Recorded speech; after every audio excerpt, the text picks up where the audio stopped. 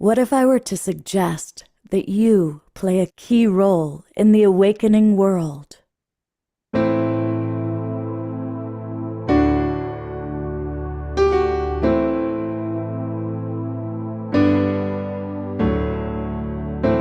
that you are watching this because you have heard the call.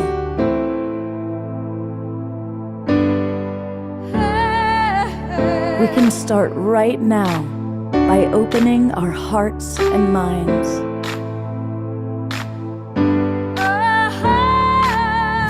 Welcome to the awakening world.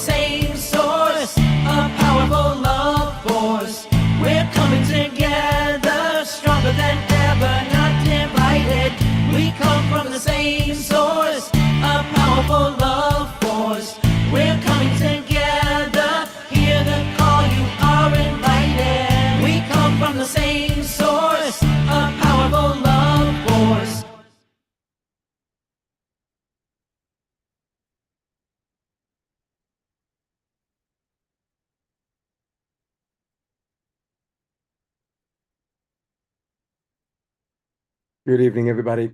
Welcome to the Wednesday night edition of The Awakening World. I'm Love Coach Scott Thomas. I'm your host. It's wonderful to see a lot of our regular friends in the Zoom room. I want to welcome all of you who are watching on all the different Facebook groups and pages. Thank you to John and Summer Raymer for getting us out to all of you. And welcome our friends on Conscious Awakening Network, Humanities Team, Alan Steinfeld's YouTube channel, and all the other places that we're going out to. You know, about 25 years ago, I did a very powerful journey. And my goal was to determine, who am I? You know, it's the great question that we always are asking ourselves, who am I? Who am I really? And I was very blessed to get a very clear answer. The answer was, I am an agent of change through the power of love. And you know, ever since that first time I heard those words in my own inner guidance, and I've every now and then when I'll check in, who am I always get the same message. I am an agent of change through the power of love. And so, of course, I've come to start seeing the world in that way and recognizing that so many of the people that I collaborate with are agents of change. And honestly, I think most of them are agents of change through the power of love. Well, we had Lori Spagna on the show quite some time ago, and she was one of those people who's like, I really want to have more time with her. So we've been trying to find the right time, and finally we found tonight as a date. And I asked her, what do you want to do as a topic? Because as you're going to meet her, she's very diverse. And she said, you know, maybe talking about being agents of change. I said, yes, let's make that the topic. And so that's going to be the topic. And then I thought about who is an amazing agent of change that I know. And right away, I thought of Piper Dellums. And on very short notice, Piper agreed to be with us. So we're going to spend time with Lori and Piper, but we always like to get the show off to a rollicking start. And here's the man who's an agent of change through the power of love and music, our beloved house musical artist, Omar Shard. I'm not too sure about the rollicking start, but namaste, everybody. And I wish I'd have read the handbook when I first came into this incarnation, because on the bottom it says, the only constant is change. And it's taken me a while to get on board with that one, but I know that it really is the way to stay present right now. And so let's do a little bit of rollicking whilst, hang on a minute, I keep on letting people in. Scott, let people in. I'm letting people in. I'm letting people in. Don't worry about it. Just play music. I know. I need to. I got it covered, pal.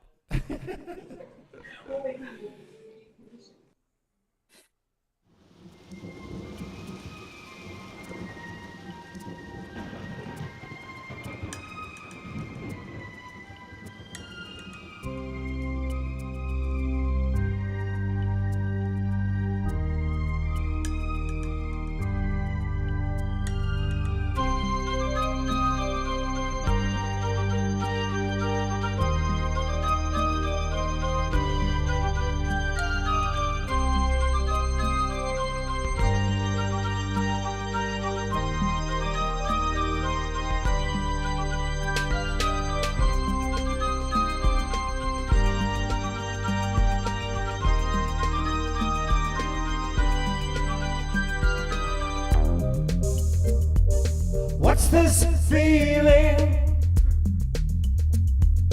deep inside of me? New adventure, a whole new journey now that I see, and my head's above the waters. I am new, I am life, I am everything I dreamed of. Whoa.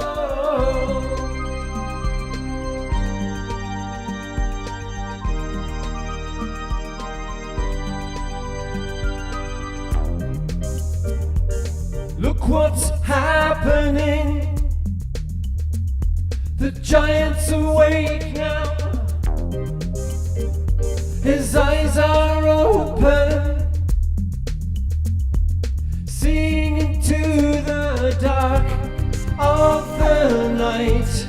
I see glory shining through me. I am here, come to me.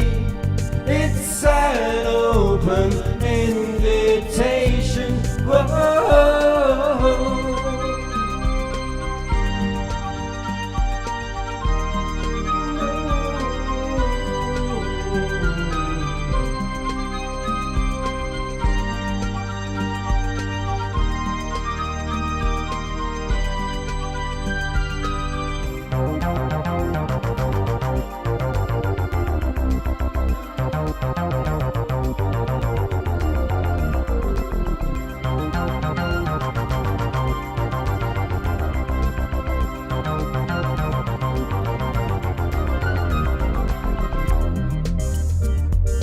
What's that over there calling to me? Mystery beckoning. Could it be destiny? It's my life, it's my waking dream creation. I am clear, I am free, I am joy in incarnation. Whoa, la-la-la, la-la-la, la-la-la,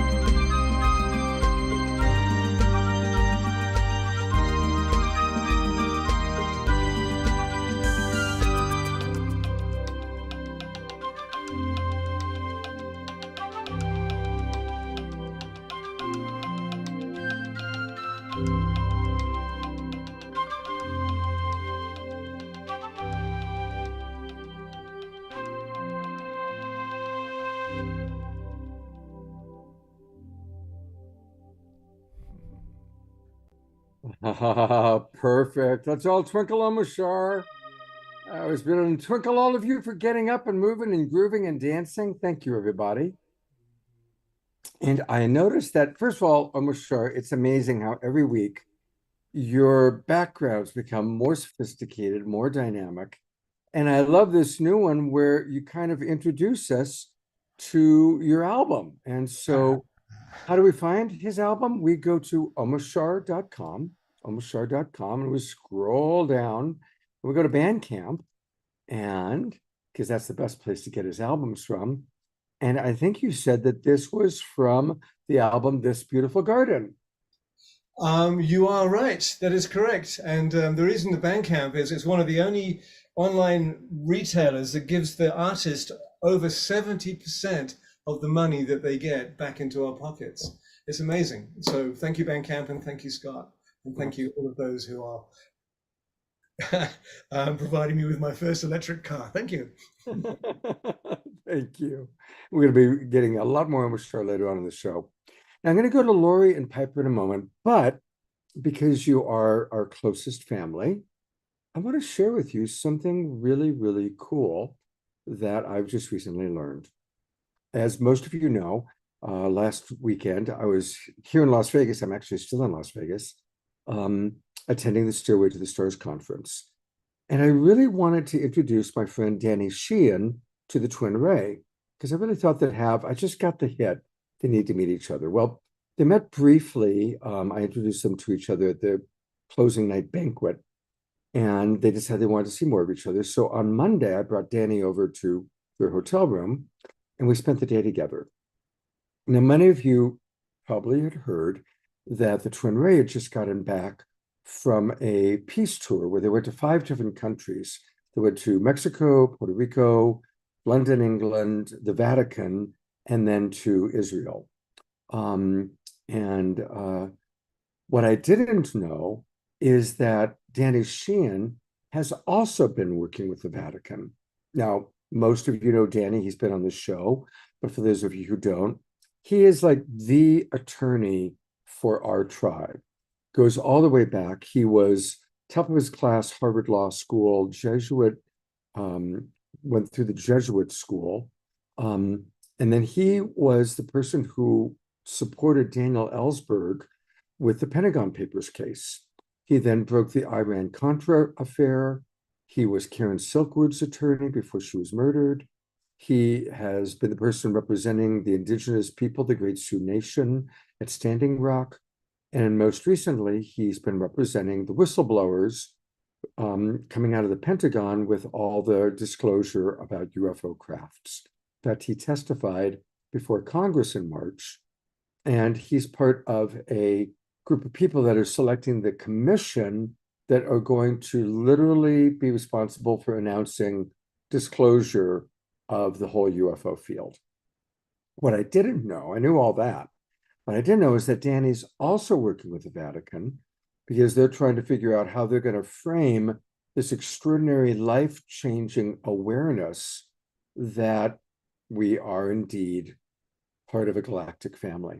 And so it was really exciting because the Twin Ray had just met with the Vatican, and Danny's working with the Vatican. And what I learned is that in the next year, probably it's going to take just about a year, there is going to be the great reveal. And yes, somebody just wrote Pope Francis is a hero, and he is. Pope Francis wants to use this to bring all the world together, to say, look, it's not about, Catholic is beautiful, Buddhist is beautiful, Hindu is beautiful, not to have separation of religion, but to use this to really create one great human family. So it was exciting for me to see Danny and the Twin Ray coming together and comparing information, and kind of the Twin Ray from their perspective of being visionaries, and Danny from his perspective as an attorney working on the front lines. And that leads us to tonight's topic. We all are agents of change. This is it. We're living at a time where humanity is facing the greatest problems, and we also have opportunity to the greatest solutions. And so we're going to hear from Lori Spagna and then Piper, how they're showing up as agents of change. But then we want to hear from some of you. Pop in the chat box, or even perhaps we'll hear from some of you who may want to speak, how you're showing up as agents of change. So we're going to start by going to Lori. Again, as I said before, she was kind of the inspiration for the show. For those of you who don't know Lori, she's a best-selling author, speaker, spiritual catalyst, intuitive guide, mentor, multidimensional channel, animal communicator, energy healer, visionary, light worker, and starseed. She's transformed the lives of thousands of humans and animals. I love the animals part, via her channeled ascension guidance and her sacred energy healing, and so much more. So, Lori, welcome back to the Awakening World. Well, thank you so much for having me tonight. I'm grateful to be here and grateful to all of you for being here too. Where do you want me to start? What do you want me to just start with? Yeah, what does being an agent of change mean to you personally? When did you first perceive of yourself that way, and how did you work with that way of thinking?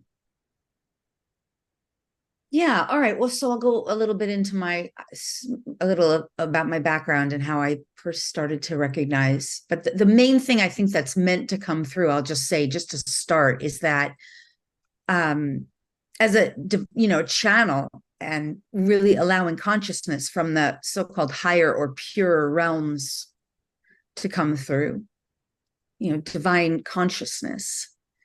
The thing that I think that's really meant to come through about this, and I'll say a little bit about me, but is that we are all agents of change the moment we take 100% responsibility for ourselves and our lives, and for healing, resolving, transmuting whatever it is within our own unconsciousness that is allowing us to perpetuate a state of to perpetuate what I might call the old paradigm, or what we might refer to as our own unconscious playing out in repeat pattern, right? So the moment we decide to, as an individual, to transform ourselves by taking responsibility for whatever it is in our reality that we're experiencing that may not be what we might say our most benevolent best or the best version of ourselves, that we are willing to do the self-reflection that is required for that, because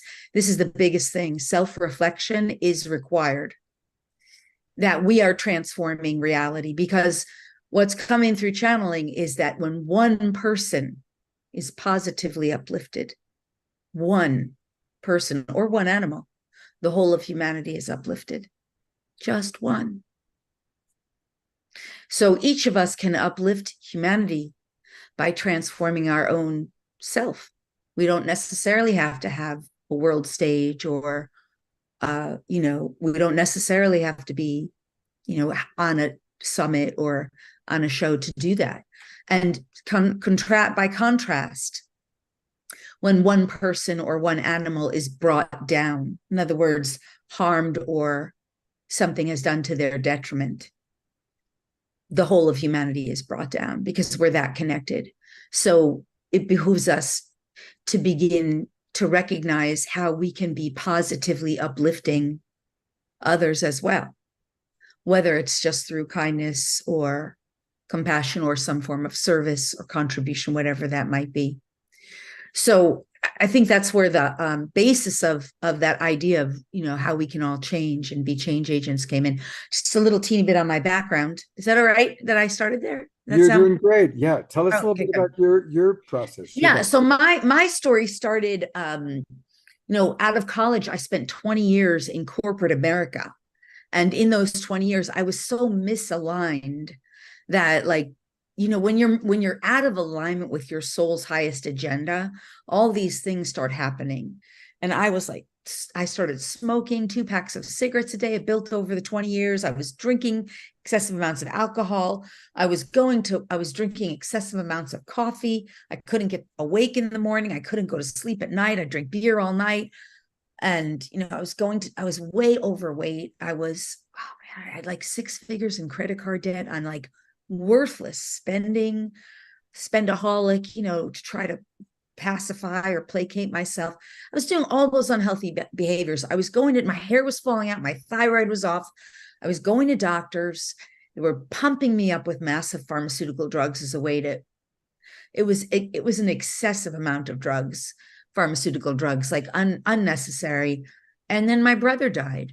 This is what happened. That was my catalyzing agent. That was like the thing that woke me up, right? And so very quickly after his passing, I started getting messages from him. I didn't really, up until that point, I only knew myself as I used to describe myself as I'm very perceptive. That's how I described myself up to then. And I didn't really realize it was like dormant psychic abilities and dormant intuition that wasn't cultivated. I would never have known back then that I was part of what you call the indigo family tribes or the indigo races. I didn't know myself as an indigo child. all I knew was I was getting messages from my dead brother, Jeff, right? And it took me a year to unpack that. And during the course of that year, I started getting more and more messages from like dead family relatives. And I say that word so casually because we know in these communities there's no such thing as dead in that way, right? So I don't mean to sling a word around like that, but and then very quickly I quit that 6-figure job, and that was killing me because I was on the hamster wheel, slave driver. I was miserable. I was crying every night. And I started working with animals. I became a dog trainer. And I right away started hearing the animals and the dogs with the dogs initially. And they would say, we're going to teach you. Listen to us. We'll teach you. We're here to help the humans. So that became like very quickly, I was working with dogs and their humans. And the dogs were telling me everything about their humans because they were here to help the humans. And I just got more and more into the esoteric, right? I started getting into the healing arts. I got my Reiki master, and I started studying energy and how to work with energy. And what ended up happening was I was living in Hawaii for 2 years, kind of very remote on my own with very little connection with people for most of that time. But I was working with a teacher, a mentor who had lived in the Himalayan mountains for many years. And he was teaching me about energy. And I was in a small group of people. We were learning it. And what ended up happening was like through those 2 years, the dog that I had at that time, who was like my most beloved companion, she transitioned, crossed over, died. And when she did, I just went into the class with my teacher and I was like, please, can you I was in so much emotional pain from her loss, from the loss of her. And by the way, my ex-husband at that time, he was divorcing me because he wasn't into any of the woo-woo. He was like, that's just too far out for me. So I went into that class and I was like, please help me know where she is. And I think now what he did was he put me in the middle of a circle, and I didn't know this back then, but in unpacking it, I think this is what he did. He probably, because he was so good with energy, he activated the DMT in my brain. Mm. And I had like what you would call a near-death experience. And I met up with my dog and all these beings, and just all these wild esoteric things were happening to me for so long. So that was just one of them. That was a catalyzing, all of those were catalyzing agents, right, for my own awakening journey. And then, that's a whole story in of itself. But then I was meditating through the night because that's what that teacher would teach us to do. And one night, 2:00 in the morning, I'm meditating through the night, and lo and behold, I get a ship, right? I have a first contact. This is all like pre-2011. I didn't know what those ships were. I didn't know anything about star family races. I didn't know about extraterrestrials. I wasn't studied in any of this, but I had a first contact experience. So that just all catapulted me. And that's where it all started. But even after that ship experience, then it became like, that was just foundation for me. That was just like the foundation for me to start bringing forward what I was really here to bring forward, and doing the work that I'm here to do to assist others in awakening and to support the evolution of humanity, to support and assist what I call the light, and my role, fulfill my role in God's plan of light of creation. So that's my story. But I just finished with this one little last piece, is that when all that happened, I was at that point, I had spent 20 years out of college trying to get my life together, which was just not happening, right? It wasn't happening. But then within 2 years of me getting rightly aligned with my true role in God's plan, I say God's plan of light of creation, all of that stuff was gone. Like the alcohol, the cigarettes, I lost all this weight. I never needed another pharmaceutical drug. I have not taken a pharmaceutical drug, not taken an over-the-counter drug. I almost never drink alcohol, not because I can't, or I just don't have no interest in it. Quit smoking. The credit card debt was gone within 2 years. I even got letters from the banks saying, we forgive this debt. Like, that's unheard of. And this is the kind of thing that happens when we align with our soul's highest agenda for us. And even if that's not the same exact languaging, it's really when we align with our role, with what we're really here for. And what ends up happening is all those aspects that are that are misaligned, that are causing us various forms of pain and suffering, sometimes very quickly and sometimes more slowly over time, but they all start to leave us because all those things are just energies that are not our true alignment with our source. So Beautiful. that is my short, long story. Yeah, thank you. Well, we're going to have a much more Lori. And, we're almost at time for our evening meditation. As all you know, every night, 7 nights a week, we offer an evening meditation. It's part of the Global Peace Tribe and the Twin Ray community coming together. So I think what we'll do is we'll go to Nicholas in a moment for tonight's meditation, and then we'll go to Piper after that and hear Piper's story, because Piper's got several stories about how she shows up as an agent of change. Nicholas, if possible, when I do turn it over to you for the meditation, there's a way that you can include people dropping into how have they answered the call to be an agent of change, or what does being an agent of change mean to them? If we can use some of this meditation time to reflect on that, that would be wonderful. And I do want to open it up to all of you to, throughout our evening together, drop into the meditation, tune in, but then pop into the chat box the ways that you show up as an agent of change. And I'll give an example, since Eleanor Joy already gave us one way that she does that. Eleanor Joy just wrote, "What I notice about myself and others is how easy it is to slip into judgment, and that's lowering our frequency. This is also partly how I can be an agent of change, to be curious about another and not judgmental." Yes, Eleanor Joy, that is such a beautiful and simple way that all of us can be agents of change. Noticing, when am I being judgmental of that person? When am I, falling into that person is bad or stupid or wrong? And we do it all the time.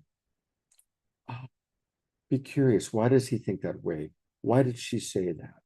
So that's a beautiful way to be an agent of change. And I want to just all of us send a lot of love to Terry Russo, who put in a very, very vulnerable share in the chat box. And Terry, we love you, and we want to support you to find your way so that life is much more in alignment and enjoyable for you. And I want to acknowledge Terry is a nurse who does a lot of giving. She gives all day long. So God bless you, Terry.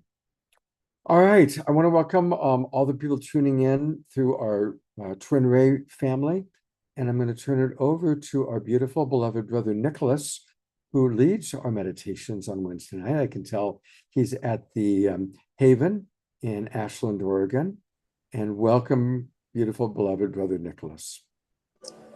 Hey, Scott. Hello, everyone.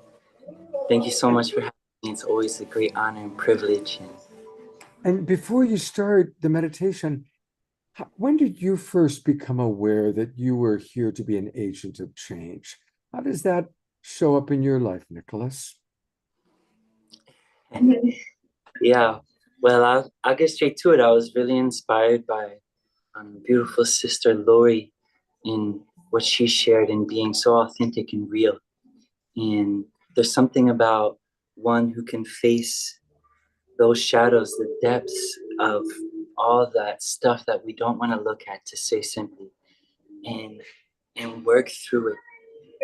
For me, my awakening happened in jail, where the big boom, remembrance of who I am, what life is about, happened, where I was fighting for my life, basically.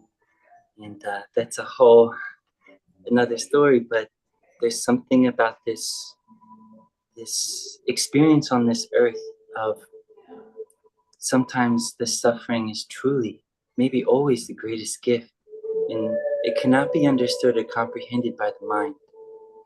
It can only be healed and brought back into wholeness through the love of the heart, as the Twin Ray teaches always, that only love truly heals. And so the practice of meditation is that act of self-love, because to love thyself is to know thyself. When we truly know thyself, we know that we are none of that stuff, and we can let it go. It's already been forgiven. We're very wise in this group. I know we have many tools, but the practice of meditation should be as close to us as brushing our teeth every morning, tying our shoes, on and on, until it becomes ingrained in us that we come into a space where we are meditating without meditating. Words are just words, but true experience to live in that way takes someone like Lori who dedicates her life to doing whatever it takes to be who she was born to be.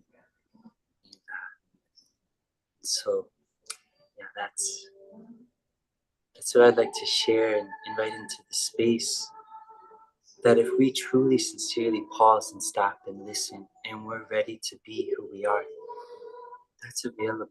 But we have to give ourselves that grace, that space to go within in a way to be selfish, to be full of ourselves. For what else are we to be full of but our true nature, and let that other stuff go. So let's invoke that with this meditation, coming into what we would call an ancient way of prayer, posture of peace, using the palms. Let's see. Good.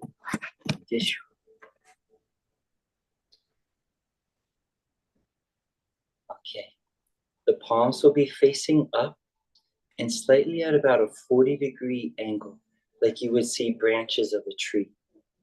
Let the fingers be together and the thumbs spread wide. Let the palms be facing up, like the act of receiving, up to the ceiling, up to the sky, up to the heavens. And let the arms, let it be out. So you're making like a V with the arms, a 60-degree angle for victory. Maybe go within. Let the eyes fall closed. Connect to your breath. Feel the rhythm of the breath. And begin to tune in. And the way of the meditation is to just allow. To be with what is. There's no fixing. Nothing is wrong. It's a pause. Like sitting by the side of a river, watching the water go by. Be the observer. Tap into that sweetness, that still point, and drop the rest. Breath after breath, moment to moment. In this time we have together, may we invite our presence fully, wholly, unified in the field of love. May we open the space of grace. May we truly, truly be open to the possibility of miracles. What does that mean to you?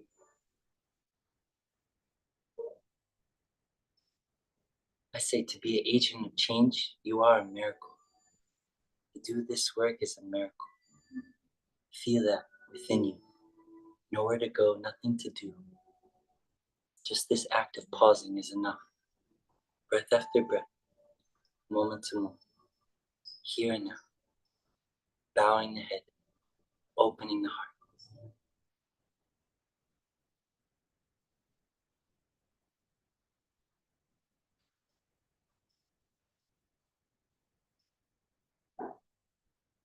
Allowing what comes to come, allowing what goes to go. Pause, sit, be still, steady, see what remains. The spaces in between.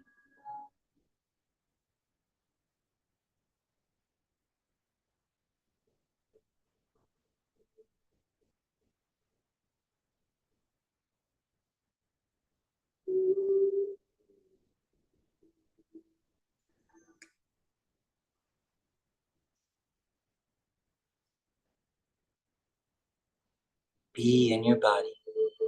Feel this posture. Feel yourself like a chalice.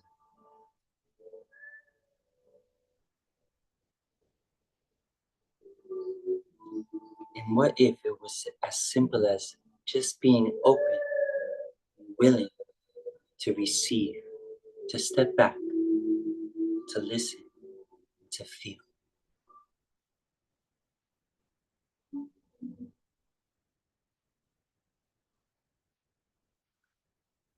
Feel this posture. Breathe with all your heart and invite in that which is real and sincere to you.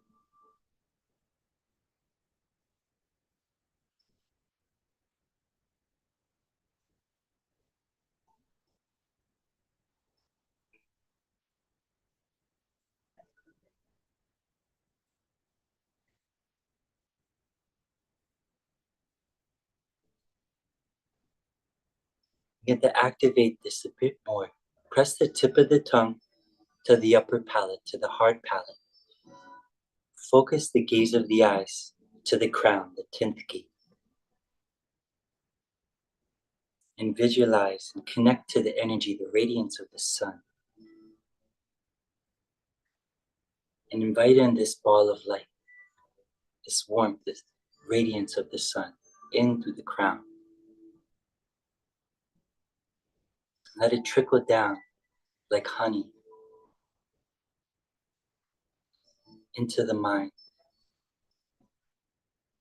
into the bones, the organs. Breathe in this warmth, this nourishment.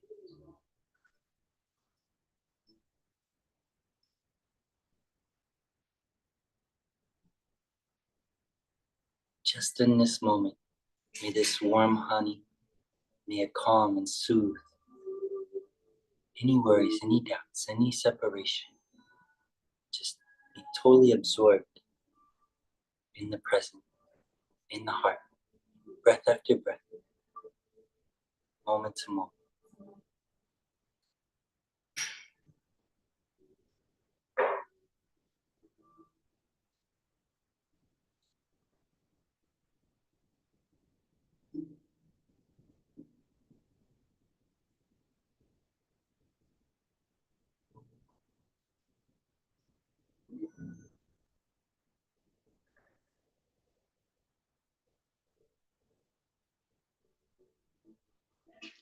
When you feel content in the subtle fulfillment, invite a gentle, beautiful smile onto your face.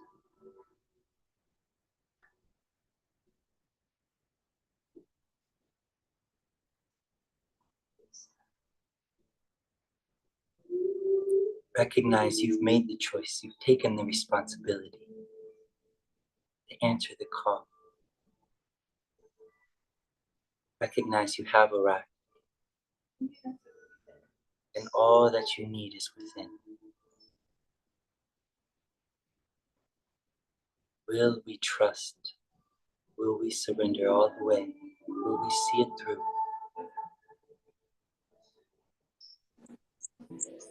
The meditation supports this commitment.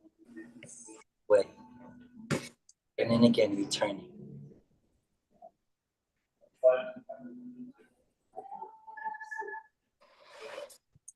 Oh.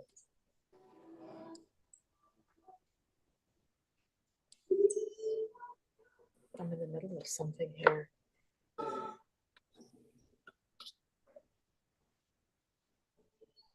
Take a deep breath in. Let the palms unite at heart center. Pressing the tongue, rolling the eyes up. For 3, 2, and then sigh out as you relax everything. Relaxing down. Softening, softening, softening. Contemplate yourself.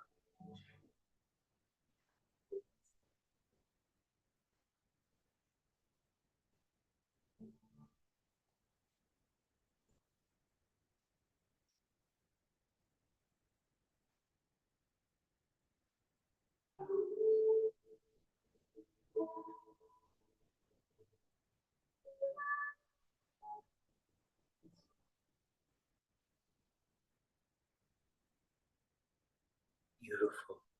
We'll begin to seal up the space, uniting in prayer mudra.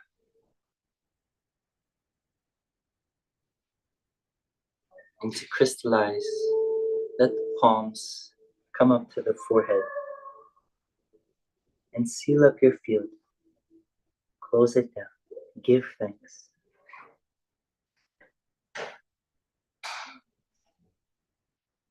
And as you feel complete, slowly rise. Release the hands down. Slowly blinking the eyes open. Coming back.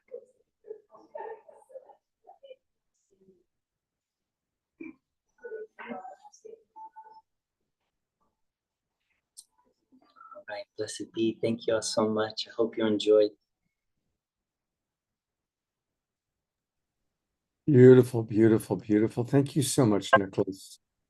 And thank you for sharing with us a little bit about your life, about your history. I didn't know that particular part of your story. And so thank you for sharing that. And, you know, again, at any time we can increase our commitment to being an agent of change. And thank you for the reminder of the value and the importance of meditation. Thank you so much. And you were always such a wonderful inspiration, really, to all of us. And a reminder, everybody, that you can do yoga with Nicholas live in Ashland or online. He does offer online classes. I've put his email address into the chat box. And for those of you watching on Facebook, come and join Global Peace Tribe. Come on into the Zoom room, and then you can get his email address. So it's also his name, Nicholas Tale, N-I-C.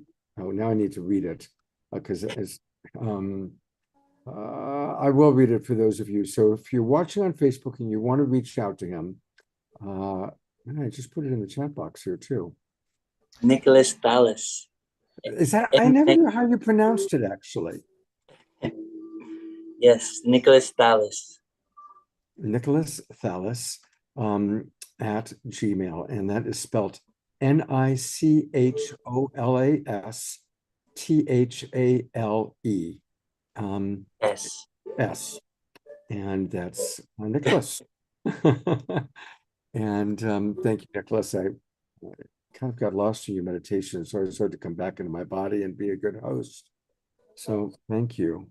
Love you, brother. Thank you Love so you much too. for having me. See you next Wednesday. Have a great evening. Okay, good night. All right. Thank you, everybody, for participating in that.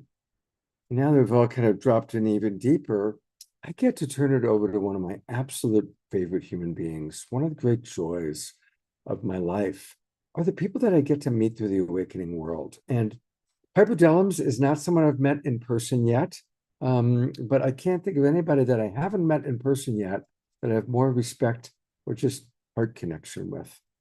She is an extraordinary woman. And she's had quite a life, and it's not always been easy. Piper is the daughter of one of the great congressmen of all time.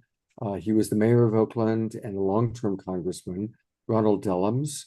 And Piper has carried on, really. Her father was a great visionary, and she has carried on in so many ways. Film producer and director, screenwriter, a public and inspirational speaker, a host, an advocate, an author, a survivor, a corporate therapist, specializing in some of the most difficult issues: elder abuse, child abuse, domestic and sexual violence, addiction, trauma. She's worked with some of the hardest things that people deal with in life. She has truly answered the call over and over and over to be an agent of change. So Piper, thank you so much for being with us tonight on short notice. And I'd just love for you to share with the audience what it's like for you when you answer the call and the challenges you go through to answer some of those difficult calls. Well, I am on the verge of tears because of the meditation with Nicholas, and it's so beautiful to see all of the faces of now what always consistently feels like spiritual family. I'll tell you what was going through my mind listening to your definition, Scott, and the definition of everyone that has presented. I was returned to childhood. I was actually separated from what would be considered the work that I've done in the world, internationally and nationally. I was asking myself the question that you that you asked, how do you know, when did it start? When did I become an agent of change? And when was I cognizant of that? And for some reason, it took me into the little tiny forest across the street from my home in Chevy Chase, Maryland, where it was rescuing a baby bird that had fallen from a nest. And these little tiny expressions and experiences of compassion, of helping a child in the classroom who maybe was the child that was teased, always being present, being filled with love, being a visionary for those without vision. And then it brought me into this moment when I was maybe 7 years old, and I heard my father crying in our basement, and he was sobbing, and somehow it woke me up. And I'm sorry, I'm getting like emotional about it. My father and I were born 11 hours apart. He's my soulmate. I feel like my very best friend. I feel like we must have traveled and been in love and tried to change the world in a million lifetimes. That's my heart and soul connection. And I went downstairs, not with a cognitive understanding that he was holding the trauma of the world, and that he was holding the pain of human suffering, of the ERA movement, of the Jim Crow South, of gay rights, human rights, environmental issues, the work that he was doing with Cesar Chavez, trying to end apartheid, trying to ensure that there were reparations for Japanese after the internment. These were all of the things that were spoken in our home consistently throughout my life. And though I didn't have an understanding of the political foundation as a child, I understood that it was a necessity to help others, that human rights and social justice, that this was a foundational necessity, that we were in a oneness, that we were family, despite our race, our religion, our culture, our titles in the world. And I don't know what was gripping his heart, but I know that he was feeling emotionally crippled. And if I were to reflect on how he reminded me of that before he passed, I think it was we had tried to take a trip to Disney World in Florida, and we had driven from Washington, D.C. to Florida. And every time we would stop, looking for a motel along the way, they would put up the no vacancy sign the moment my father or mother or we would step out of the car because of the color of our skin. And I remember walking into a little cafe with my mother and father and my brothers. My father actually waited in the car. My mother wanted to take my brothers and I to the bathroom and to get a cup of coffee from my father on that route. And I remember standing by my mother, and she was drawing us in really closely, and she was terrified. And we didn't really understand why. And the gentleman behind the counter put a loogie, a booger, whatever, blew into the cup and poured the coffee and threw it in front of my mother. And then a number of men stood up, and we recognized that we were in probably a Klan territory. We had stopped in the wrong area. And of course, they were third generation Berkeley. So I don't know that we knew that we had stopped in the wrong area, but it was this real terrifying decision to get us ushered out of there and into the car. And my father had to do a confrontation that I don't think I understood. And by the time we made drove ourselves to the happiest place on earth, it was maybe 105 degrees, and my father had on shorts at a tank top, and they wouldn't let him in because they said that it was offensive to have a Black man with that much of his body exposed. So we had driven all of this way. He was in Congress and we weren't allowed in. So later I found out that that was the reason that he was sobbing so desperately in the basement, that although he was putting forth every effort in the world to change the world, he couldn't even open the door to Disneyland, to Disney World for his children. But I didn't understand that. But the memory that came during that meditation is I climbed on his lap, and he was in the basement in the dark. And I said, Daddy, what's happening? And he said, it's okay, baby girl. I don't know if I can protect you, something like that. And he said that I grabbed his face with both of my hands and I started kissing him. And I said, but we're Dellums, Daddy, and Dellums are survivors. I think I had heard he and my mother say that. I don't know if I understood it, but all of those years later, he said, this was one of the most poignant moments of my life as a father because my baby girl was cupping my face and calling me back to life. So I tell you that story to tell you that that was probably the seed of promoting for me as a child what it meant to be an agent of change, to be present, to be able to give love when it's needed, to understand the falling of tears, the shaking of hands of an adult, of a child, even if you didn't understand the situation, but to be ever present.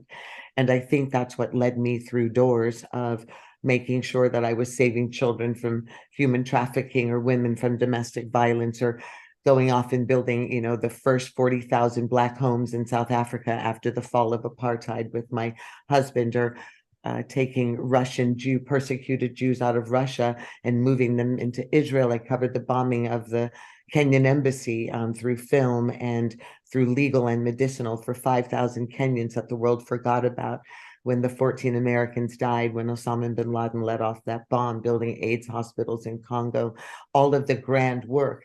But I would say that the greatest moment, or the greatest way to be an agent of change is sometimes giving a smile, paying for groceries for the elderly person in front of you when you see them counting pennies and knowing that that is not enough groceries, making sure that the homeless person on the street is not just getting a nickel, but that you're praying with them, that you're sitting with them, that you're letting them recognize that they're human, they're still in the world, although we're ignoring them as if they no longer exist. Sometimes it's just giving an embrace, being present, and also having the dialogue within ourselves to be able to pull our strength out of nowhere when change that's happening in our own lives becomes too much and we're crippled by it and we're out saving the world and then we can't save ourselves, to be able to have that genuine connection with the soul, with self. And I think it's that perfect balance between the two. But that's what came to mind, what came to heart. And I agree with you, Scott. To be an agent of change is to be rooted in love, to be rooted in compassion, to be present, to know that we are one family, and to know that the genuine connection, the genuine love of peace and truth in the world should come with ease. And if it doesn't, that we make that ease happen, and that we're aware of what is around us and who is in need of our love at all times. Thank you. Beautiful stories. And of course, never ever apologize for your tears. Your tears are beautiful, and tears are always welcome on this show. I always tell my clients, it's not only is it okay to cry, if you don't cry, I probably will. So, because tears just show that we're tapping into deep truth. And here we all are. Each and every one of us has walked out a desire to change the world in every breath.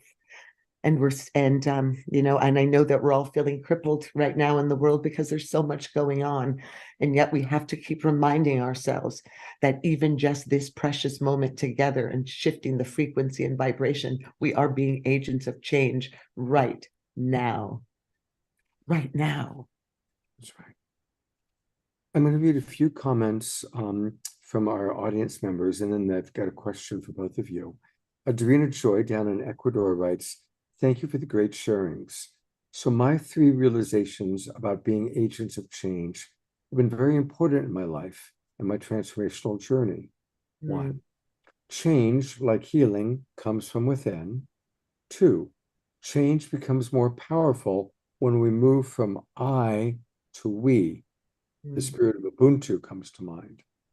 And 3, we really are the change makers we've been waiting for, and now is the time. A lot of people appreciating both of you and Nicholas. A lot of comments like that. Giving thanks for for Nicholas's meditation and each of your vulnerability. Adrena Joy also wrote just now, what a beautiful story, a motive, sharing, and powerful testimony, Piper. Thank you deeply for living your truth and being such an amazing agent of change, rooted in love and action. So, question to both of you: How how do each of you play your roles and do it, make sure that you're doing it with the spirit of love? Both of you are very, very multidimensional, both as beings. You're both aware of your multidimensional self, but you also play many, many roles in life. How do you manage such different roles and kind of shifting from author to director to advocate? For you, Lori, shifting from animal communicator to author to teacher, changing those roles, staying with what life is calling upon you in the moment, and then doing it with love. Mm. I'll have Lori answer first, and then we'll go to Piper. Well, for me, I never feel challenged. I don't feel challenged by that. I don't feel crippled. I feel that I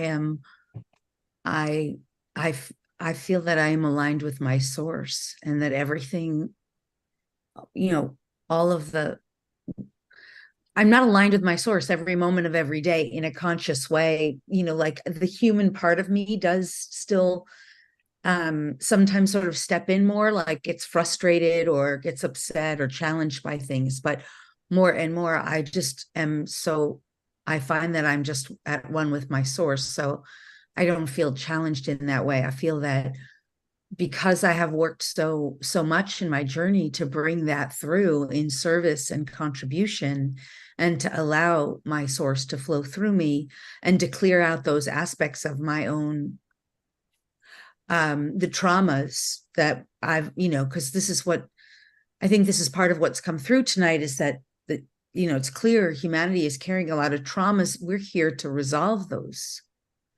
And as we do resolve them, I don't think that we continue to carry those forward into the future. So for me, I feel that I'm more unified with my multidimensional aspects of myself. And so in that unification, there's not really for me a part of me that is struggling to be this role or that role, because those are all parts of who I am. Mm-hmm. Those are me existing in a unified way with the whole of the multidimensional aspects of who I am. And in truth, we know this, right? This is true, right? Every label that we put on ourselves, whether it's animal communicator, channeler, healer, woman, man, father, son, daughter, sister, brother, like those are just labels of how we identify in the world. But in truth, the highest truth is that regardless of all the labels that we place on ourselves, the more we are embodying the energetic of that divine source that is infinite, it's infinitely flowing, it's infinitely supplying, it's infinitely rejuvenating, replenishing. That is what is coming through. So the greatest challenge that I have generally, I think I hope I'm answering your question, but is just more making sure that I am continuously keeping myself realigned, in alignment with that source, rather than letting myself get drawn into the day-to-day traumas. I'm not here to add energy to the traumas and the chaos of life. I'm here to bring forward the energy that is available from the non-physical realm, so that this energy can do what it's here to do, can transmute the density that's no longer necessary for us in this experience, the density that has caused and contributed to pain and suffering for so many beings, that is not meant to be part of our future. Once we recognize we don't have to keep bringing the balls and chains from our past into our future, it's time for us to recognize we can let that go. We don't have to carry the wounding with us. And I understand we need safe place to process. We need safe community. And at the same time, when we are ready to let that go, we won't bring it forward into the future. We won't keep recreating that. So for me, that's where I'm coming from. I just want to bet to the best of my ability to be the energy and consciousness that source would have me be to support and assist whomever I'm near in whatever environment, or if I'm working remotely or, through time, space, reality, right? To transform whatever densities exist so that they don't have to contribute to pain and suffering for us any longer. I'm not saying that that's an overnight process. I'm not saying that that's like, I hope I answered your question, Scott. Absolutely. Well, we're getting a chance to get to know you and, hearing you speak. And we're all on this journey. We're all kind of lifting each other up. And on this show, it's an opportunity to meet other people that are committed to an awakening world, playing their part, playing their role, and learning how each of us are doing it, including the challenges and the bumps, because we all still hit bumps, we still hit challenges. So yeah, and I'm not suggesting that those bumps are part of the journey, and there's always some kind of gift in those. There's gifts for us to receive.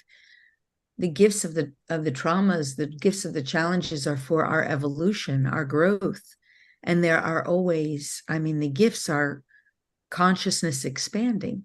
yeah, So absolutely. the only question that I have, I think for anyone is, this is for each person to decide for themselves. This is a question every person must decide. And this is what happens when we take full responsibility for our journey, which is what I opened with, was that it's up to us to decide as individuals, when am I willing? When do I think I will be ready to release and really let go of the pain of the past, replace it with the gifts, whatever those gifts of consciousness are, that are right for me, so I can free and liberate myself from the pain and suffering, and so that I can bring forward something new. Because that is what the new paradigm is about, right? Whether we call it fifth dimension, or, I usually refer to it as new paradigm, but the new paradigm is about us creating something brand new. And we all know that we're the ones we've been waiting for, right? So what does that mean to us? If we're the ones we've been waiting for, that means we're the ones who get to say there's something new coming, and we're the sacred government. Mm-hmm. We are the sacred government. So we're the ones who get to say, this is the new reality and the new paradigm that we're going to have. And we get to choose, who do we want to be and how do we want to show up? And I guess I made a decision in the last few years, especially for myself, where I was like, wow, I just want to be done with the pain. And I know I don't have control over that all the time. And I know I don't suggest that anyone's perfect, least of all me. But I just know that this new paradigm for me that I want to create is one where I'm anchoring in the divine virtues, the best version of me that I have always aspired to be. And that includes the behaving to the best of my ability as the greatness that the divine has for all of us, whatever that greatness is, the magnificence. We are magnificent beings. We all are. We are beings of love. We know that. All of us in this space know that, right? We're beings of love. We're beings of joy. We're beings of consciousness. And so I just decided for myself, I was like, to the best of my ability, that's what I'm going to bring through. And that's who I'm going to be. And yeah, it wasn't an overnight journey. It wasn't without its trials and tribulations. But I guess what I'm saying is that we've had so much suffering, and I started to realize, I learned this from the animals. The animals have taught me over and over again, from like years and years ago. I'll never forget this. This has happened over and over again, but this one particular time, somebody posted something. It was just a horrible picture of an animal, so much pain. I was on the floor in fetal position for like a half an hour, in so much pain, just at the sight of this image on Facebook or social media. And as soon as I got, like when I got through like the just enormous amount of pain of just seeing something like that, I came, kind of started to get coherent. I clear as day, I just heard the collective of animal consciousness come to me and say, we have told you this. Please do not share our pain because it is too much for you. Mm. Instead, share all the greatness of us. Share the good things. Share our progress. Share whatever goodness is happening. And it was such a core lesson for me because animals have always been my teachers. But I really realized it's like we really can't take on much more pain in this world, but we can add more joy. We can share more love. We can become better versions of us where we are positively uplifting one another and where we are recognizing our brilliance, our magnificence, our potential for sharing so much more light and revealing more of the truth of who we are, who we all are, the magnificence of us. Mm. So I guess that's what I'm doing my best to be more of. You're doing a great job, Lori. You're doing a great Well, job. thank you. Dia Therese just wrote, Lori, I am enjoying immensely how you're giving voice to truths that announce many we humans no longer needed to participate in. Susan Bloomquist, of course, saying yes, moving to the positive. And Grace Denise wrote down a quote from what she just heard you say, quote, to be the energy and consciousness source would have me be. Wow. So our audience is certainly enjoying you. And of course, we'll come back to Lori in a little bit, but we're going to come back to Piper in a moment. But I want to read a couple more comments, including a pair of comments, Piper, from Karen that was inspired by what you had shared. Karen writes, my family and I had similar experiences traveling in the South when I was young. Once my father was detained for perhaps an hour or so while we waited in the car because the policeman who stopped us checked to see if a Black man could legitimately afford to drive the type of car that we had at the time. And Susan continued writing by saying, Karen continued writing, this happened in the middle of the night in Mississippi in the early 60s. My entire family could easily have been killed and nothing probably would have been done about it. So thank you, Karen, for sharing that all too familiar story. Full of other comments, and then we'll go to Piper.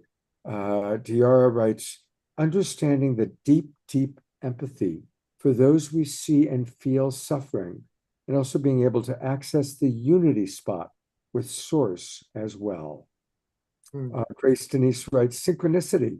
Sister Jenna was just talking about this, beautifully inspiring and empowering. Sylvia writes, some of the ways I'm a change maker, communing with trees, sharing come union through videos and photos, sharing the origami that I fold as holding prayers. Nice. The viciousness of capitalism and the brutal conditioning of consumptive individualism and the density of the current society. That's right. Reverend Jeffrey reminds us, as always, Source is a river of Levolution, and we are all in our Levolution canoes flowing with the universal Levolution. Thank you very much, Reverend Jeffrey. And Jeffrey also writes, every time I run into Lori, I am inspired. And I believe we both live in the same area, Jupiter, Florida. Connie Baxter Marlowe writes, yes, Lori, I love what you're saying, describing the high frequency to where we are headed as we feed the collective with our vibration. So thank you. All right, Piper. Same question that I asked Lori. You're going to hate me. I'm having a middle-aged moment. Remind me of the question. I was going to. Okay. The question is, how do you manage all the different hats that you wear, going from a child abuse advocate to an author, to a producer of a film, to a speaker, to a mother, Mm. How do you manage all those hats and Well, being an agent of mm. change in each one of them? Well, that's a really great question. So I have actually produced and directed 7 films. I have 15 published books. I am a UN delegate commissioned on the status of women and children around the world, and I'm a drama therapist. So, and a mommy. I think that what she was saying is absolutely true. It's the mother in me has worldwide arms and compassion and love and familial adoration and a need to heal the children of the world, because the children of the world are my children as well. The woman in me has a necessity to heal the women of the world. Because they are my sisters, my mothers, my grandmothers, my aunts, the earth. I have a desire to heal the earth because this is the source of all aspects of my being. This gives me breath and substance and food and sustains us all. It is our great mother, and I walk this out through the arts. The greatest language for me is in recognition of all of creation being the greatest artist. So I try to mimic that by painting my experience, my wisdom, things that are gifted me through lyric, through words, through essential imagery. So that becomes film and literature. I am a survivor of child sexual abuse because of a babysitter starting at the age of 4. So it's a part of me, it's a necessity for me to help children through sexual trauma.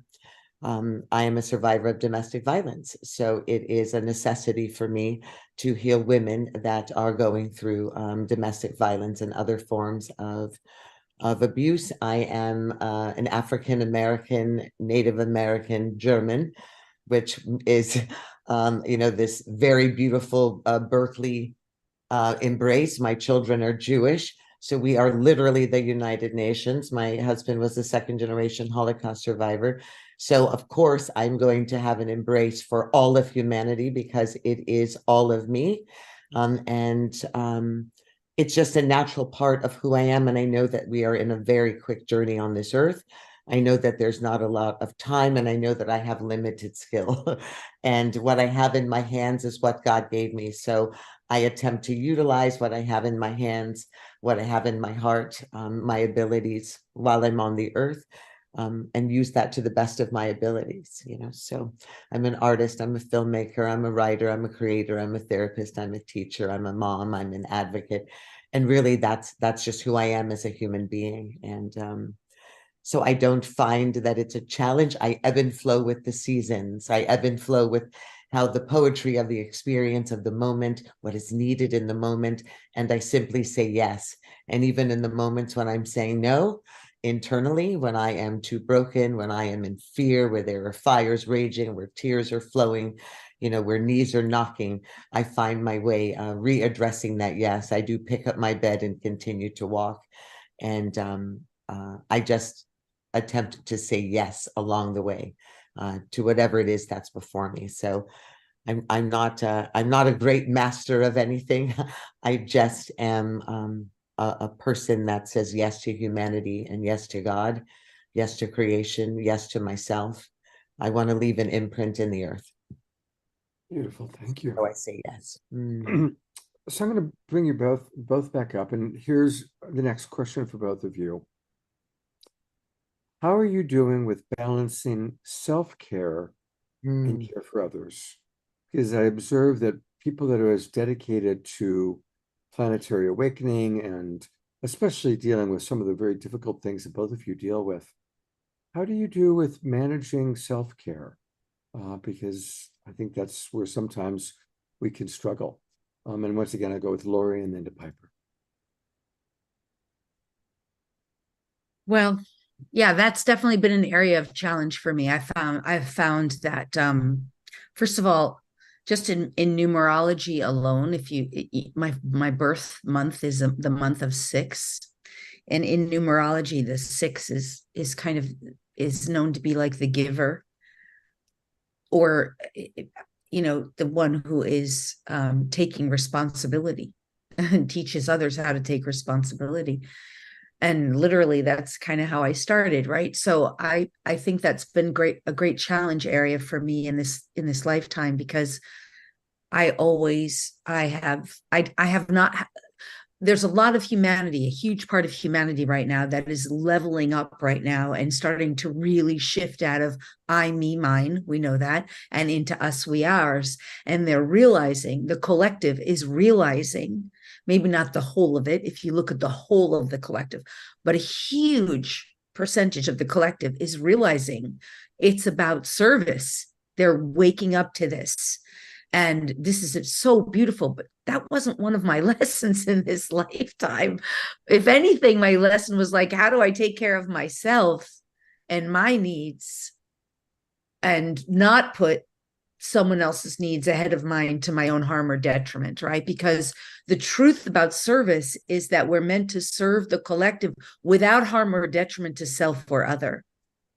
So that has been quite challenging for me. I have found myself, and if you want to talk about wounds, I will say that's probably where some of my greatest wounds were, that I've had to really clean up over the past few years, was where I felt that I was giving so much and the imbalance got to such an extreme that I had to start being mindful, like what's going on in this relationship dynamic, or even in my life where I'm just doing all the output, right? And because I've gotten so good over the years at replenishing my energy, always staying unified with my source, connected with my source, and refueling through that infinite supply that is infinitely available, it was easy for me to always be a giver and not necessarily put my own needs first, or not necessarily say, wait a second, this is starting to feel not so right.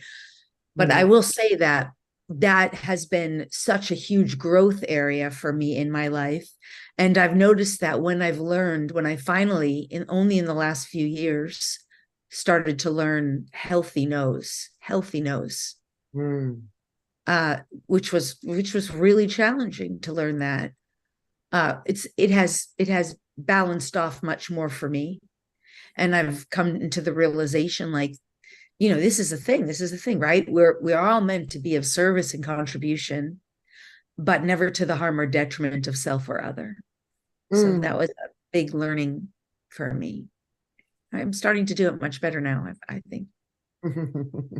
Thank you for sharing about it, because it is important. And I do note that most of the people that are contributing at the level that you and Piper contribute at, self-care can be a challenge. So Piper, what do you have to say on the topic? Oh gosh, what do? I blast James Taylor, in boxer shorts while I plant massive gardens. I feed the animals, I take trips, I give myself ridiculously long massages, bubble baths, I eat naughty foods and also really healthy ones. I hang out with my kids. I love to play tennis. I love to bike ride. I love to ski. I love to giggle and hang out with my friends. I find ways to take care of myself by being surrounded by beautiful people and surrounding myself, in the world. I just came back from Colombia, and then 2 weeks before that, I was there for almost 3 weeks. Before that, I was in Costa Rica, doing medicine work with shaman, with indigenous nations. I love to fill myself back up with indigenous medicine, with poetry, with film, with lovemaking if I'm in love, with really just enjoying life, running with my dogs, really trying to find joy, and crying if I need to cry, and screaming if I need to scream, and just feeling everything and valuing my imperfection and valuing just the beauty of beingness. And yes, setting boundaries and saying no when I can, but I don't like a lot of no's because I'm one of those people that thinks I'm going to miss out on something. I'm like, what if I say no? What if I miss out on some divine connection? So I really love saying yes. And even, sleeping in and being super, super lazy if I want to, because in 8 days I'll be 58. I think I deserve long naps, although I am up at 6 a.m, which is another part of being 58. So I think what I do is I enjoy life, but mostly I enjoy mountains and rivers and dogs and planting big gardens and, really good music. Absolutely. Well, Does that's that a make your lot of- birthday? I'm sorry. Does My that make birthday's Thanksgiving, is that the 28th is your birthday? 23rd, I don't even know what and my day. father's on the 24th. Thanksgiving. Yeah, So and the he was born 23rd, on right, Thanksgiving, and I was 23rd. born on Thanksgiving. Yes. And you know what? It's 10:23 right this moment the 23 minutes after the hour. That's Oh, I love that. your Yes, magic I'm number. gonna be. Yeah, my mom said I was the last turkey left in the window. So 23 is the healer of earth number. And you mentioned how much you love Mother Earth. Oh. 23 and 5 is the healer number. And Thank it you is for saying 5 that. is the freedom fighter. That is me. That is you. I mean, I literally built, like, I have to tell you the funniest thing, and I know that Scott has to go. Every time I move, and I have moved a lot, and every time I move, I don't take my furniture. I get a moving van and I take all of my plants, all of the trees, anything that I've planted, no matter how long I've been here, because I'm so worried. What if the person that shows up next doesn't play music and water them and love them? And they're needing me. They're like my children. So when I moved here a few years ago, I filled up the moving van with trees and plants. And the guy kind of looked at me and he was like, "Are you taking furniture?" I was like, "Whatever can fit." And really nothing can fit. So I had to sort of let it all go. It was and I showed up in this huge house and all I had was an air mattress. And I had to repurchase everything because my plants were the most important thing. Because they're family. So thank you for sharing that with me. And I only took my home because it had an Unkamaki ancestral tree in the backyard. I had a redwood tree with a hawk's nest. And they were like, "Do you want to check out the house?" And I'm like, "Does it matter? I have a redwood tree with a hawk's nest." I have an ancestral tree in my garden. Like, the rest is easy breezy, but So Yeah. I love hearing that. I did not know that is Yeah, me. 5 is also, by the way, 5 is also the author. The author, I mean, you're an author, right? 5 is an Okay, author. you're like my new It's a- favorite best friend. So it's a call me traveler. privately and let me know all about me. 'Cause that's really cool. That's Thank just your you. birth number too. I didn't even do all the other ones, but that's that is the core of who you are. That really is Awesome. really cool. Awesome. Thank you for that. That was a I'm good Five looking up people to are see- always healers. They're always some kind of healer. Yeah. Thank you for that, Scott. That felt like a birthday present. Absolutely. Absolutely. Thank you. All right. So here's You know what we're about your gonna do. 3 days of power too, right? Do we have to go? I don't mean to No, interrupt. that's okay. Go ahead. Because your birthday's coming up. You know, your 3 days of power. Do you know about this? No. Oh my God, everybody's going to love this. So the day of your birthday is the day when the Son of God shines on you, the Son of God. You're the Son of God. The Son of God is over you, the Son of God, right? And in astrology, your sun sign is lined up directly overhead as the sun, but the day before, the day of, the day after, those are the 3 days of the year that are your most powerful days because the sun is charging you, like amplifying and energizing you for the year ahead. Ooh, So I love this. yeah, so those days are the days to be bringing in whatever your power is and to be asking God like to fuel you for the year ahead of whatever your endeavors are meant to be. And it's a great time for manifesting or journaling, meditating, whatever it is that's going to support you over the year ahead as you bring forward the light of the Son of God into the world. Your light. Okay, this is going to be the best time I've ever made Thanksgiving dinner ever. Because I never made Thanksgiving dinner as the light of God as God. Oh, that's awesome. While I'm manifesting. No, really. I mean, my pie is going to be brilliant. Thank you. No, Yeah, really, happy really fed my birthday. spirit. That's so sweet. Thank you. Yeah. It's really cool. I know, I'm all excited. I feel like I'm 12. No, but you know what? It's so funny because in our world, we're sort of taught like, oh, it's just your birthday, dismiss it. And then there's the whole genre of like, you don't want your birthday because you're getting older, all that stuff. That's like old paradigm. New paradigm is like celebrate you. Celebrate Absolutely. you, the child of God, right? Absolutely. I love that it's my birthday, but now I love it so much more. I mean, I know this is true. I am being really authentic in saying this. I never knew that. Yeah. Well, good. Now you're gonna really even your year ahead. If you really think about it, because what you focus on during your birthday is what you're gonna be focused on a lot over the year. So somebody who's going to fall in love with me, who's 60 plus, is coming into my life as I cut my turkey. It's happening. It's happening. Thank you. I'm manifesting love. That was beautiful. Thank you. Yeah. We'll come back to you in a little bit, Piper. Here's what I want to do. I have one last question for you, Lori, and then we're going to take a look at your website. And my question is because just before the show started, when we were all on, we all had our dogs with us. And we're all dog lovers. My audience knows my girl, Jasmine Bear. Lori's got a beautiful King Charles Cavalier. Lori, what's something you can share with us in terms of animal wisdom? You've referenced a few times, how animals are your teachers. What are some pearls of wisdom from the animal world you can share with us? Well, the one of the first things that's lighting up, I love this question so much because the animals have so much wisdom.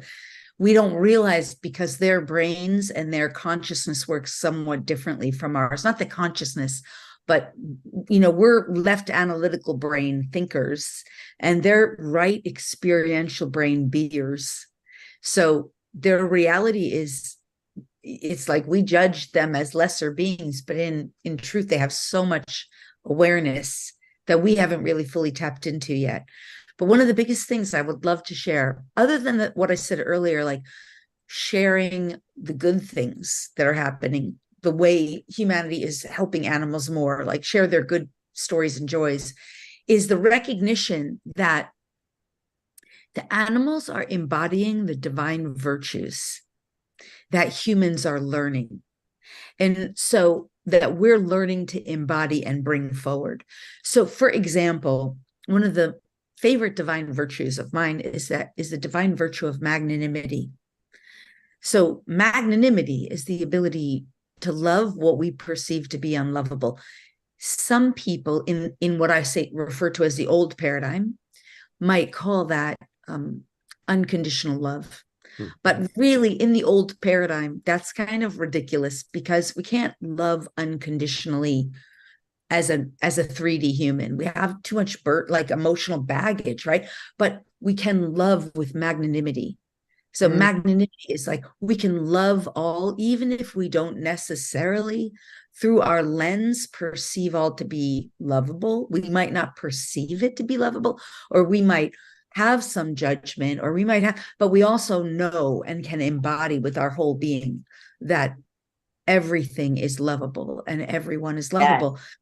That's magnanimity, right? And if you love an animal, you totally get it. Like the animals that are brought into prisons, great example, how they heal the prison inmates and they help, or animals who go into hospitals, they're not doing any judging. They're just being magnanimity. So in any case, if you love animals, you can learn all of the divine virtues from the various animals. So for example, and then I'll pause here because I know there's like a next segment or wherever we're going next, but like sharks, they are teaching how to be fearless and how to get rid of unnecessary fear. And recently I was learning this lesson about how it's such a simple lesson and yet so big. If you take a shark and you put him in a fish tank, he can only grow to 8 inches. He can't grow any larger. But if you take the same shark and you put him in the ocean, he can grow to 8 feet. Wow. Like that's because he's fearless. But if he's just kept small, yeah. See, this is like humans. If we're kept small, in our old paradigm, we can't become the greatness of who we are. Absolutely. But if we put ourselves in environments that foster our growth, our expansion, our upliftment, and let us live without fear, we can all grow to the 8-foot sharks that we're meant to be and live without fear. I love that. We'll come back to Lori in a moment. We do have a question for you, Piper. So I'm going to add you here. Okay. Grace Denise asks, Piper, how do you organize your time and set your priorities each day and each month? Oh, wow, that's a beautiful question. I really am in alignment with what I'm called to do at every given moment. It's almost as if the priority is set for me. I am up with the rise of the sun, and I'm one of those people that if it's on my desk, I complete it. And I know that if it's on my desk, it's because it is in that perfect time and season. I don't believe in procrastination because I'm always worried that I will run out of grace. What is the grace of the moment when something is in front of me and I'm called to present it, to write a song, to make a film, to direct, to edit, to write a book, to teach a class? My greatest fear is not being in the moment that the great divine higher consciousness being that I know as God is asking me to do it. And I've always had this such an honor and adoration, respect, and powerful love for God that when something is presented, I want to be respectful and honorable enough to prioritize it in its immediacy. It's just sort of who I am. And so I prioritize by what is placed before me, because I do believe that the seeds that are placed in my hand are placed in the exact proper season to cultivate and to water. And I've been very blessed that I am not only able to do so, but I'm able to do so with fluidity.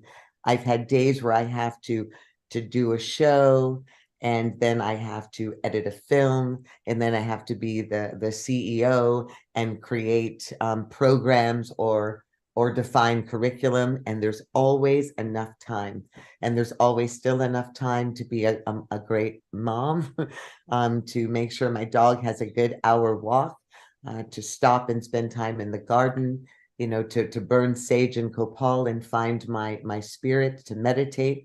There's time for God. There's enough time in every day for everything that needs to happen. And I believe that things happen like pregnancy in their season. So I don't rush anything. I don't give myself a deadline. What I do is I pour my love, my time into anything that's in front of me. And it's the priority of just saying yes seems to manifest it all for me. Beautiful. Yeah. All right, here's the last question of the night, and then we'll take a look at your websites and then close with a Namaskar song. It's a question from Darina Joy. What has been the hardest thing to change, and how have you managed to change that? So we'll go to Lori first and then to Piper. Oh, it's such a good question. Wow. Well, I think in general, the hardest thing to change is like those patterns that I think we all get stuck in, but I'll personalize it. But we get in patterns that are just so deeply, we call those sanskaras. They're just so deeply wounded aspects of us that the patterns play out, and we don't always even catch ourselves when they're going on. But I will say for me, there have been two. The first was just healing, the wounds of the family dynamic. And that took me almost like most of my lifetime. But I'm really happy to say that for the past few years, I have just, I really have transformed that with the family dynamic. And most of my life, I used to just like pray, like, how do I get along with this family? I'm like the black sheep, and they're all really 3D. And that was really challenging. Those were karmic relationships for me. And I'd never thought that the day would come that would be healed. But I was relentless on my healing journey with that. So I'm really happy to say and proud of the inner work that I did to transform that relationship. That was those relationships. That was really hard for me, very painful, just because, and it's a testament that the healing work works. Healing is not just about physical issues.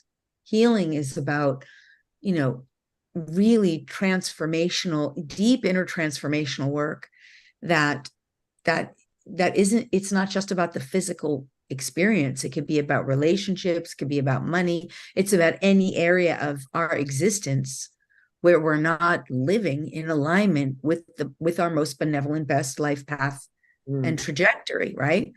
So that was a major one. And then just one other, I'll just say real quick, was that I've been in the Lightworker, star seed ascension community for a very long time. And I was very challenged for a lot of years because I felt like there was deeper work to do that wasn't always being done, because we, so many of us are here to bring in love. But I also saw the deep need within the community for healing and transformation that goes way beneath, way deeper than surface level stuff.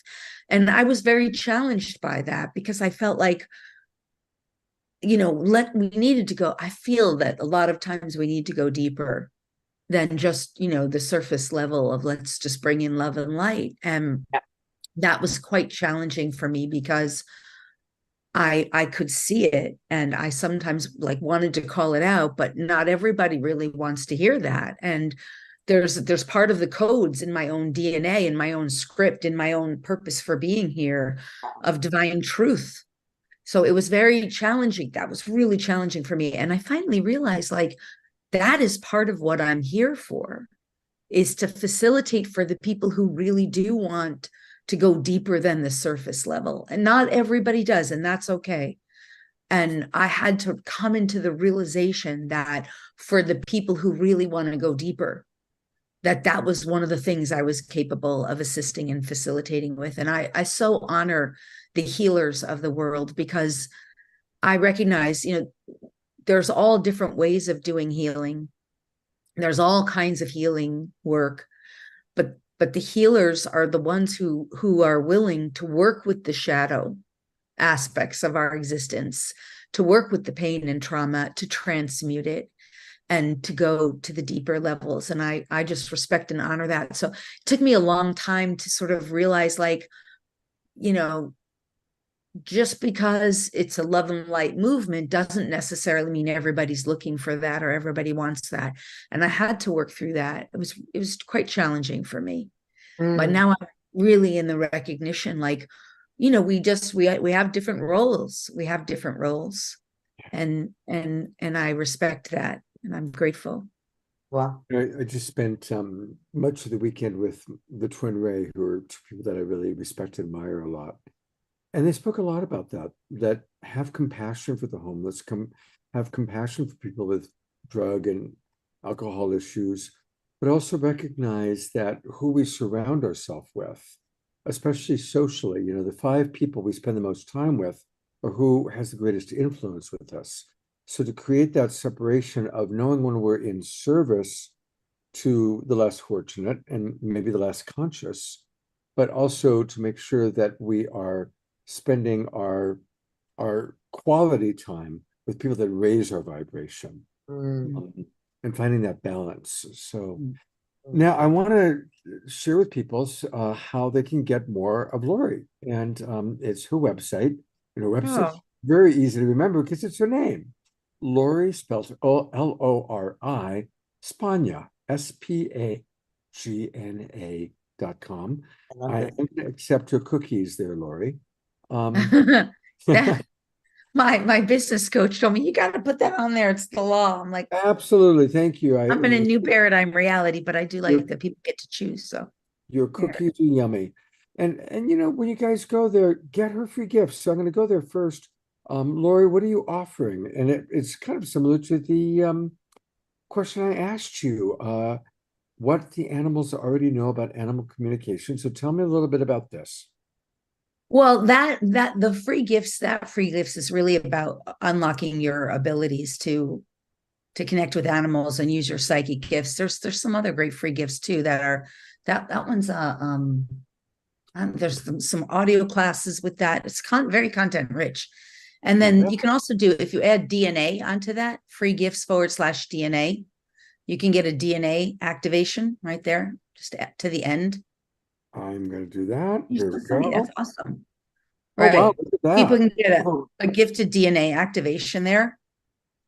There's lots of gifts on the whole website. If you do lorispagna.com /free gifts /starseed, you can learn all about your role as a star seed in the Indigo family tribes.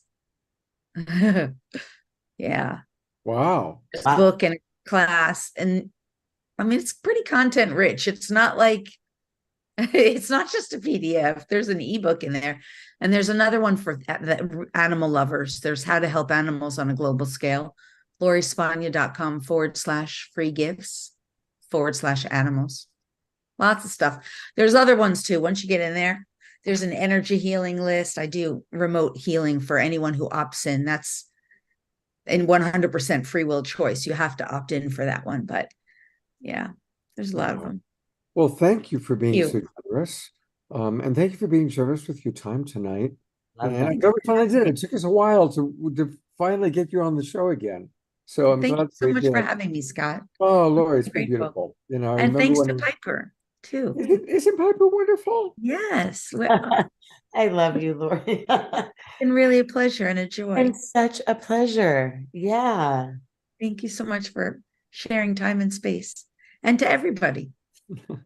It's always a beautiful time with Scott. He surrounds himself with beautiful people. Well, and Piper, you and I are going to be doing a big show together a week from Saturday night. Yes. So give our audience a little bit of a clue about what's going to be happening. Ooh, To spend another evening with your dreamers. with the dreamers. So instead of, well, you can go to it's okay. It's so cute. My daughter's doggy just ran over. I'm so in love with this dog. He must be coming to see Lori. He ran down the stairs. But you can go to, there he is. You can go to isloveretreats.com or healinghotels.com. The Dreamers are an international group of some of the greatest healers in the country.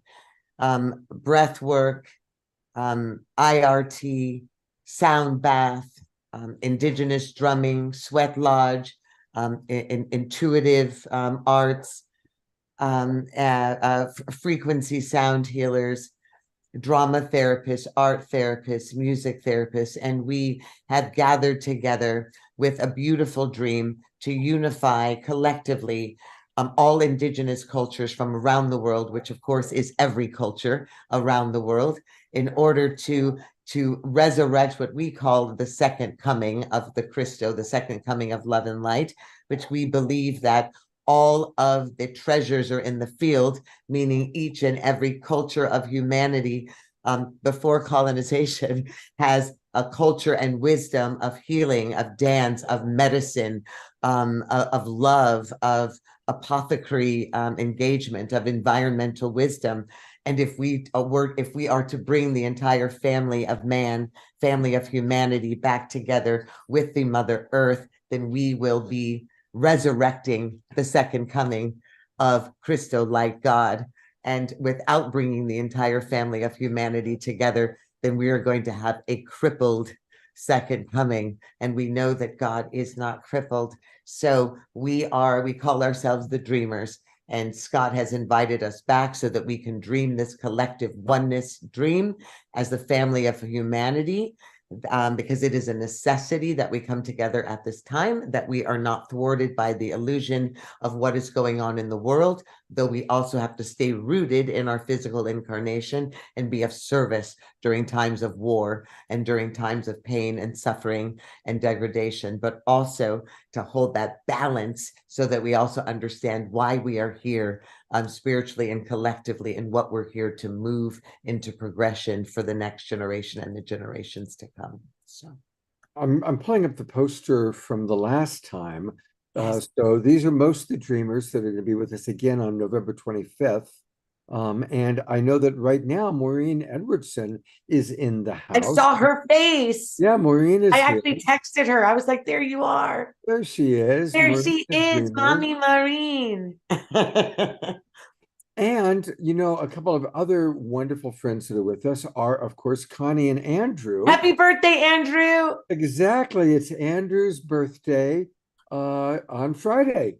So let's all take a moment to wish Andrew a very happy birthday. And Andrew, a tradition that I like to foster is for a person on the birthday or close to the birthday, for you to share with us your vision for yourself during this next cycle around the sun. What's the vision you want us to hold for you for this next movement of sun around for you? Well, Scott, that's a little bit of a call. Thank you so much. Hello, everybody. It's really beautiful to see Piper and Maureen and Scott and Omashar and all these beloveds. And yeah, it's not only my birthday, but it's our East Coast celebration of our marriage. So I think most of you know that we got married in Aspen last Christmas Eve. But this time we're on the East Coast, and we have a chance with all our East Coast friends coming together on Friday and Saturday. We've got a lot going on. What's my vision for the next 12 months? Yes, yeah. I think I'm going to start writing my memoirs, and I'm going to title it, I Was a Teenage Octogenarian. From there, you know, I'll slowly regress until I'm truly, truly childish and childlike and just nothing but a ball of love, and we'll be just fine. But seriously, the film that a lot of you folks are in is sitting there. We just watched the trailer, the 12-minute teaser with a beloved sister of ours, and she came out in totally in tears. This is Melanie Krasny behind us here. Who was here for his birthday. Just flew in from Florida, beloved sister from Sedona, in fact.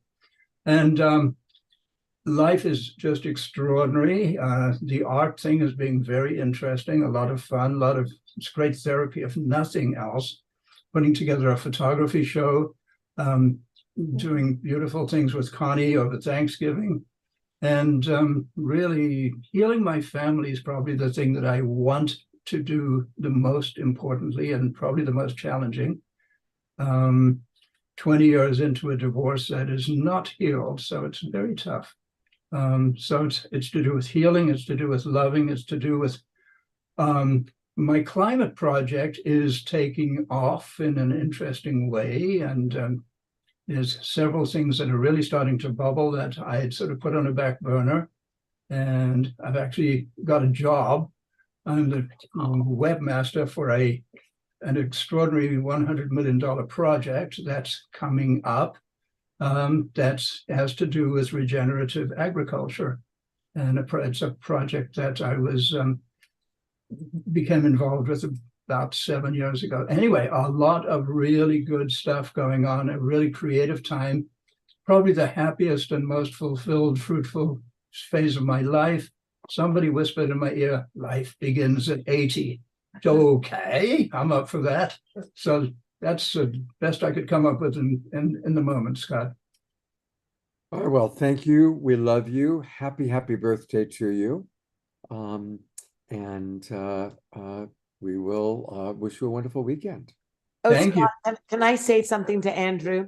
Oh, Andrew, you my can. father said on his 80th birthday, the secret to staying young is never embracing the idea of I used to be, but of what am I becoming? Because this is the best time of your evolution. And after being in Congress for 30 years and the mayor of Oakland, he became a professor at Howard University at the age of 80. So yes, it is the beginning of life. Yep, just Every day is the new beginning of life. But just getting started, Piper. what are you becoming? So yes, I love you. Oh, I love you, Piper. I put a link to the teaser in the chat, everybody, so you can watch Piper and Scott and lots of our other beloveds. You guys have been busy traveling all over the world. When I watched that trailer, it's like, oh my God, there's all my friends. You've been visiting with all of them. It's been very exciting to see. All right, take care. Have a beautiful birthday. And Piper, in wrapping up with you, just for now, we'll be back with you very, very soon. Again, everybody, you can learn more by going to healinghotels.com. Or And it's Piper all about Dellis. dreamers. Or yep. Yep, there it is, healinghotels.com, and the dream to unite people of the world. And it's going to be beautiful to watch how this amazing project that you and so many others are doing continues to unfold. Every country, every city, every dreamer. And truly, we all are dreamers. That's right. Piper, thank you for jumping in the love last minute. I love you so much. And looking forward to doing a big show with you on Saturday night, November 25. Sounds wonderful. God bless you and everyone. And of course, we are going to conclude with an Omoshar song. Dia Therese has a beautiful story about her next door neighbor being a dog whisperer. And Eleanor Joy, who is now 81 2/3, is sending a big keep on rocking Andrew. Maureen said we're still looking for that link, Connie, so make sure you get that link into the chat box. Well, it's been another beautiful show, and it's time to go to Omoshar to close us out. Take it away, brother. Wow, holy smoke. Laurie and Piper, you are my two most favorite new inspiring women on the planet. I have no words for the expansion that's happened in my heart and my mind and my hope and my faith. I wasn't unstored, but I feel even more restored. And so thank you so much. You both rock immensely. There's no words for my gratitude that you exist now and that we are all a part of this new team that are becoming acquainted with each other and learning to trust each other, even though the trust is already here. So thank you so much. And I'm going to complete with a song called Just When, and we'll probably come back after that and go ciao, bella. And love you both so much. Thank you, thank you, thank you. And of course, Andrew, happy birthday on Friday.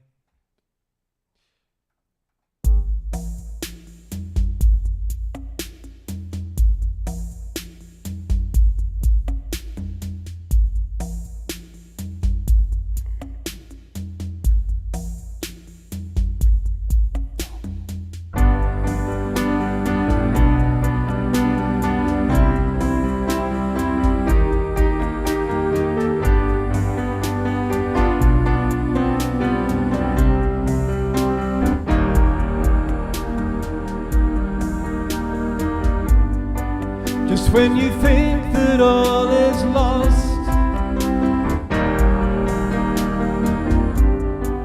and the curtain looks to fall, perhaps it's just the song of hope that calls, and your trust in life exposed. Sit around and mope. Where there is love, there's always hope. Trust in your life and you will see. You reflect as me.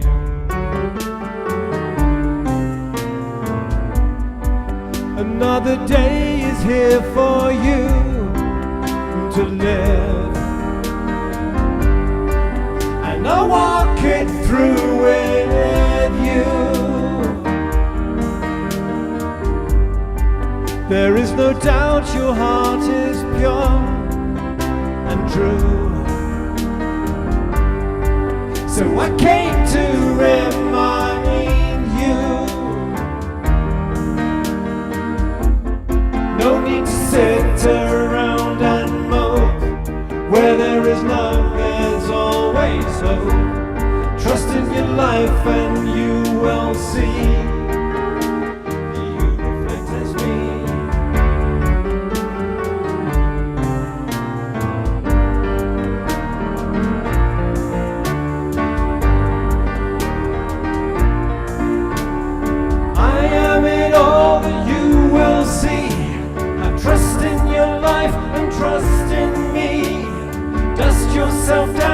and I'll lift you up. I will fill your loving cup.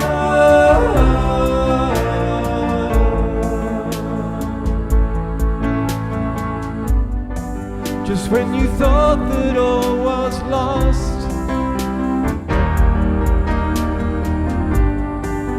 I came to remind you. No need to sit around and mope.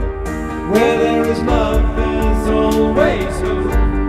Trust in your life and you will see that you reflect as me.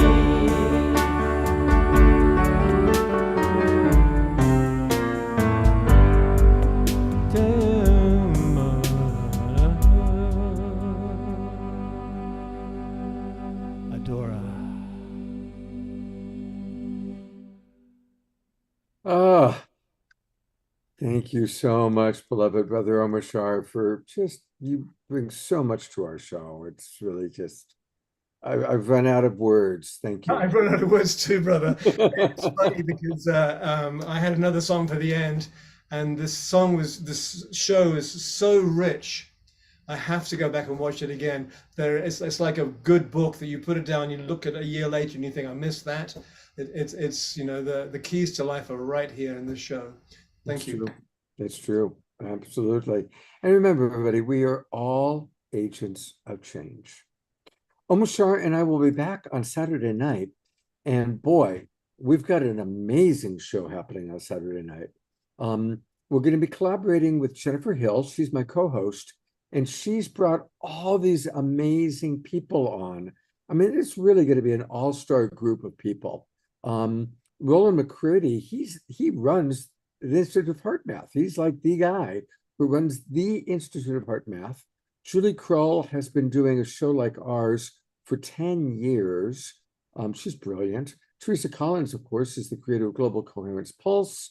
And we're going to have, in addition to Omar Shar doing music, Nina Gray is coming back. You remember Nina Gray? She's terrific.